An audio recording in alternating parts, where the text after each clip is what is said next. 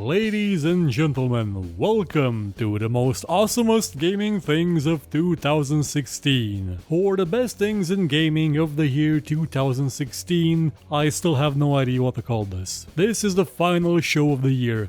A show in which we will celebrate all the best things that have happened in gaming this year. In no particular order. That's just how they're put on the Excel sheet and OpenOffice. It's not actual Excel, it's OpenCalc. It's actually LibreOffice. It's actually reading a numeric file, but that's not important. 2016 had some good games in it. Had some great things related to games in it. And these are the ones that, at least for me, stood out. Number 1, Stellaris. Now, even though you still don't have the possibility of playing as a pacifist species of evil manipulators that go around seeding discord and discontent and atomic bombs and nuclear plagues that make people turn into mutants that kill each other, and then you come with the cure and now everybody is your slave. Yeah, even though you can play as that, Stellaris is still a fantastic grand strategy game in the vein of Paradox, but in space with space-like features that's just getting better with each and every update, and they even have some new DLC that adds story elements, and it's growing by the month, and it is superb to play.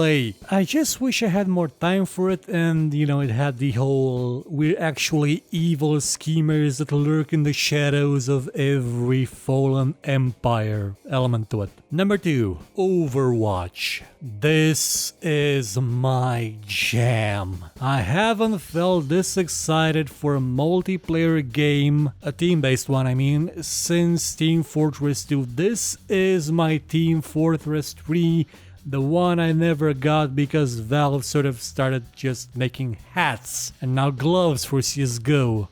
This is a very well fine-tuned and refined multiplayer game where all the characters have ridiculous over-the-top abilities that are just goddamn impossible to balance, so why bother? Let's just have fun, let's have actual fun playing something and not give a goddamn crap about kill to death ratios, weapon skins, or whatever the current meta is. Oh sure, they did it. I mean, you will have people saying, oh my god, how can you pick that character?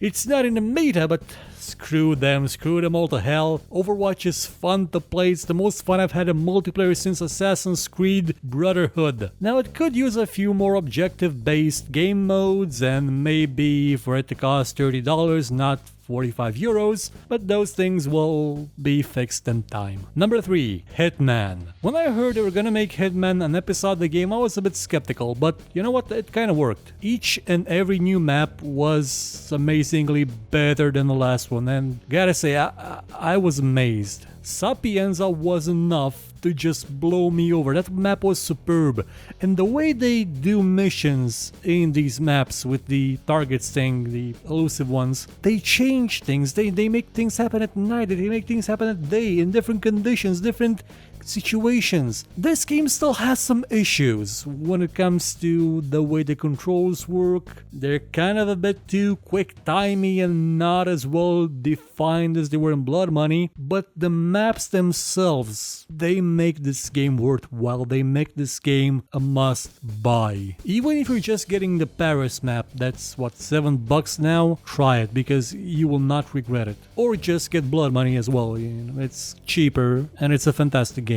Number 4, Warcraft Lord of the Clans. It's been over 16 years since this game was supposed to be released, and finally we get to see it. We get to see what it was all about. We get an almost finished version of the game, one that's playable end to end, that has almost all the stuff in it. And we actually get to play Thrall's story from, well, not exactly beginning, but from where it's important for it to begin to the end of the beginning. Sure, it may not be the best adventure game ever made, but it is good enough. It's a fine enough game, and I'm glad someone finally leaked it. Maybe this will embolden Blizzard to try their hands at more diverse things in the future as well, not just, well, they have tried diverse things in the past too. Number 5. Ubisoft's commitment to not sucking and proving it with Rainbow Six Siege. Ubisoft has committed to not suck anymore. It's amazing. It's the Vivendi is going to eat us up and chew our bones effect. And they have proven this with Rainbow Six Siege, a game that was released in a kind of poor state with Ubisoft servers, which are still horrible for every other game, with Uplay, with some very clear downgrades from the E3 version, but with time it became better. It became better and better, and they didn't gouge your eyes out with DLC. You could buy it or not, you would still get all the content in-game, unlockable, with not a lot of effort. They even released a cheaper version of it with more stuff that you had to unlock, but still not with a lot of effort. They consistently improved this game. They even try to fix the cheating issue, which some Ubisoft employees in my country do not see this as a problem because, as they have stated repeatedly, every FPS has cheaters. You can't expect us to do something about it. That would be my interpretation of the moron that said it. It wasn't the same one that called me a Call of Duty fanboy. No, there's more of them. 1,000 of them. They have to do a lot of art and Q&A for these games, and they don't hire the brightest people, is what I'm saying. And yet the right people are working on this game right now, and this is a direction which all the other video games that Ubisoft is making will follow, according to someone which I hope will become the CEO of the company after this one leaves, because, you know, Vivendi is going to take over and kill everyone. I mean, just saying that we're not going to make the players pay for DLC that adds functionality that should be at the core base of the game, that just blew my mind, because I'm going to say this again and again and again. This is the company that in an MMO that had a problem with people being able to play together, charged extra money for the looking for group option. That was the Crew. They added that option in the Wild Run DLC. It took a couple of months before they made it free. Not the DLC, just that feature. To go from that to elements of gameplay that are critical to the core experience will not be charged for, that is an amazing leap. And we can see it in action applied in Rainbow Six Siege. It's not just an empty promise, they actually did it, and they promised to keep doing it. They promised to stop sucking, and it's amazing. It's absolutely amazing. Good job, Ubisoft. You now deserve praise and respect. Number 6. VR. It's still expensive as hell, but now both the Vive and the Oculus Rift are out, and they both have dedicated controllers that are actually goddamn cool, and they're both compatible with Elite Dangerous, and I want at least one of them so I can get into a ship, put on the HMD, the head-mounted device, and go in VR and explore the galaxy. Now sure, some people like Dean Hall will say that there is no profit to be made in VR, which is why I, the person that never finished a game, is making one in VR. And yeah, he's right in the sense that the install base is kind of small right now because of the price, but you know what else was very small? The install base for people that had digital cameras, the install base for people that had CD-ROMs, the install base for people that had computers, the install base for people that could read. But that will improve in the future because VR is actually a new form of experiencing media. It's not a gimmick like 3D TV was. This is actually something that can bring something new. Immersion, feeling, awesomeness, and a lot of VR porn. Number 7. Rocket League's Rumble mode and mods. Since I reviewed Rocket League a year ago, I've asked the developer to please add in power-ups that do crazy things and maps that do other things that just have 2 goals at either end and are kind of flat. And they've done both of them. They've added Rumble mode, which is sort of an homage to Rumble Soccer from Rollcase Stage 2, which adds a bunch of power-ups that make Rocket League a goddamn dream to play. Were this just a plain list of best games of the year, my best game of the year would be Rocket League's Rumble mode. It is amazingly fun, it is fast, and even when you're losing, you will still have fun because of the power-ups, because the power-ups are just a monkey in the wrench. They are chaos embodied, they are fun distilled to their ridiculous essence. And the noise the ball makes when you spike it is goddamn precious. Also, it now has mod support, so expect insanity to ensue. Number 8. Vulcan. Since Microsoft kinda screwed DirectX 12 in the ass by making it Windows 10 only, and everybody else screwed DirectX 12 in the ass by making very bad ports to it, we have Vulcan. Vulcan, which in its Doom implementation is superb. It gives performance benefits the likes of which you have never seen before. At least on AMD cards that actually support, next-gen graphics, unlike some other video cards. Vulcan is going to be a game changer because Vulcan works on everything. Vulcan is designed to work on absolutely everything. And you know that now Windows supports ARM processors, like in its full version. You can run Windows apps, x86 apps on an ARM CPU, right? Well, imagine adding Vulcan to that thing. Imagine unlocking the full power of that, Adreno graphics. Oh, that's a shitty graphics adapter. Well, it is great for mobile, but still, it's a good thing that Vulcan is here because Vulcan is gonna make our lives so much better, especially if you're on Linux. Like, if you're on Linux, you're gonna get some tender love and care from Vulcan because it's gonna work. It's gonna be the promise that Mantle made. Next gen everywhere. And it's not just a promise, again, you've seen it working in Doom, at least on some graphics cards. Number 9. Shadow Tactics Blades of the Shogun. This game came out of nowhere, just showed up one day on Steam, out of the blue. Published by the Dalek and made by a studio that sounds like it was named by Beaker from the Muppets, Me Productions. This is Commandos in medieval Japan. This is Desperados in the Sengoku era. This is Robin Hood, the one that was like Commandos and the others, with ninjas and samurai. And it is goddamn glorious. I've only played a demo version of it, but I'm amazed. It is surprisingly well made, and it's in the vein of those games. It's exactly like those games, but with better controls. Actually controlling your character is easy. You have hotkeys for everything that are visually put where they need to be and represented very clearly on the screen. It's easy to control your character. That was one of the issues I've had with the old Commandos. At some point it was kind of a bit difficult to control, coordinate, and do all sorts of things. You would get better things in Desperados where they added the timing thing, the planning thing. But this one, it does everything so well. So far it has an overwhelmingly positive reception on Steam. There is just 17 negative reviews out of over 800. That's not a small margin of difference. That is all the margins of difference ever made put together. This is what was missing. We've had space games come back. We've had classical RPGs come back. We've had classical FPS come back. We've had so many genres come back, but not this one, not the Pyro Studios formula for Commandos. And I'm so happy to see it reborn in a new theme with a new everything to it. Oh, also Awaiting. There was an Awaiting game that had the same idea as Commandos.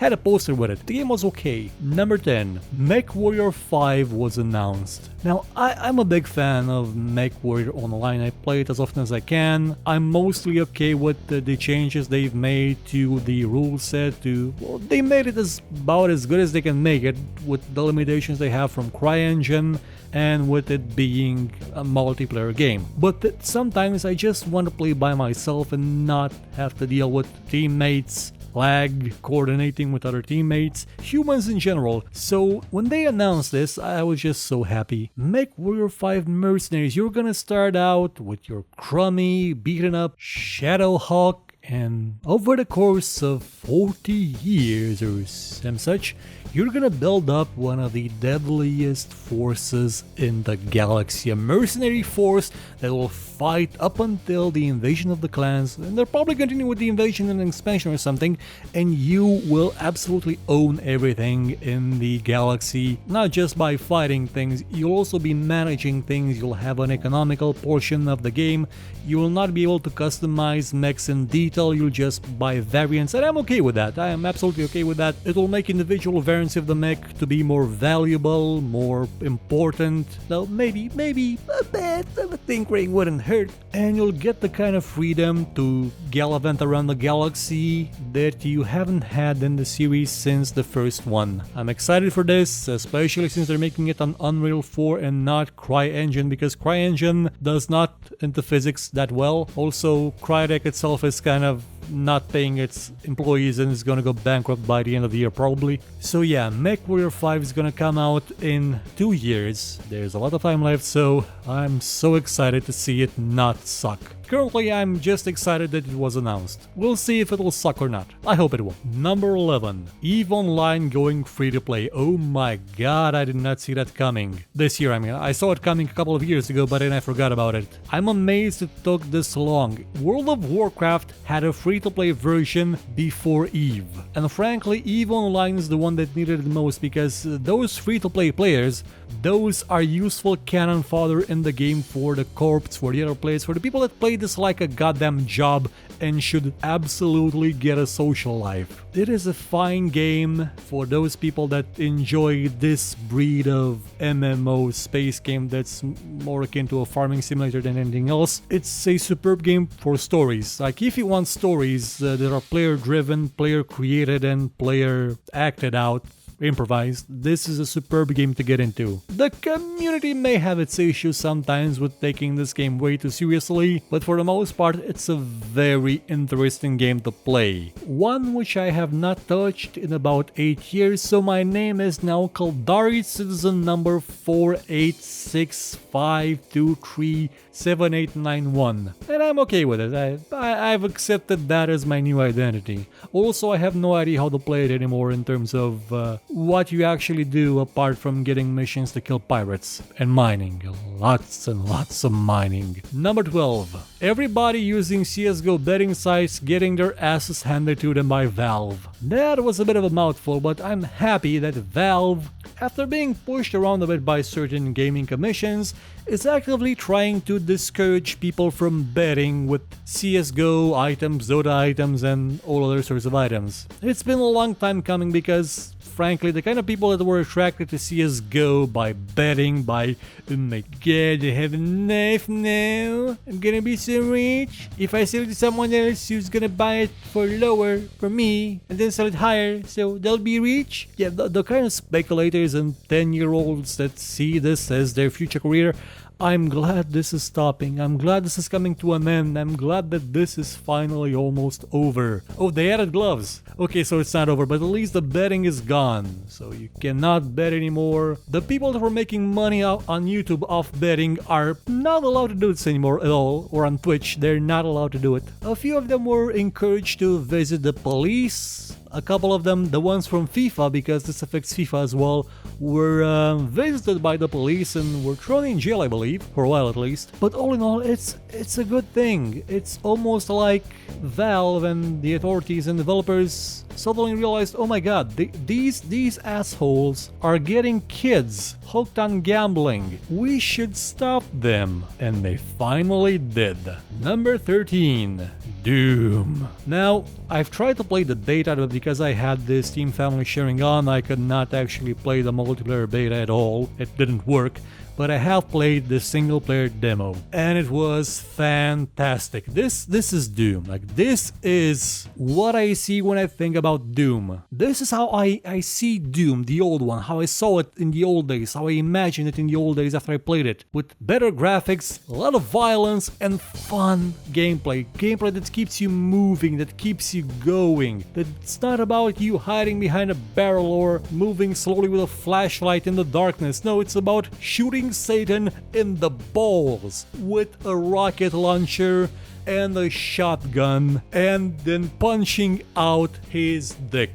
It's awesome. It's just plain awesome. They did it. They made a Doom game that's just superb. The multiplayer is kind of crap, but still, the single player is superb and they did a wonderful job. They deserve praise. The people at id Software deserve to be commended for this. Bethesda's gonna screw this up somehow, aren't they? Yep. Probably will. And lastly, number 14. Black Isle basically reforming at Obsidian. The majority of the people that were involved in Black Isle are now at Obsidian. Some of the last holdouts were Tim Kaine, who was busy doing his own things and they didn't work out quite that well. He's now at Obsidian. And then you have Leonard Boyarsky, the man that defined the look of Fallout, who just finished up working at Diablo 3 and is now again at Obsidian. Everybody that basically worked at Black Isle and most of Interplay is now at Obsidian doing better and better RPGs, doing better and better games. These people are probably gonna do something amazing soon. Because it's not just Black Isle being reformed, it's what Black Isle spawned. Black Isle spawned Troika. Well, Interplay spawned Troika because technically I don't think Tim Kaine was part of Black Isle. He was just part of Interplay, but still, this studio now has a critical mass of amazing people that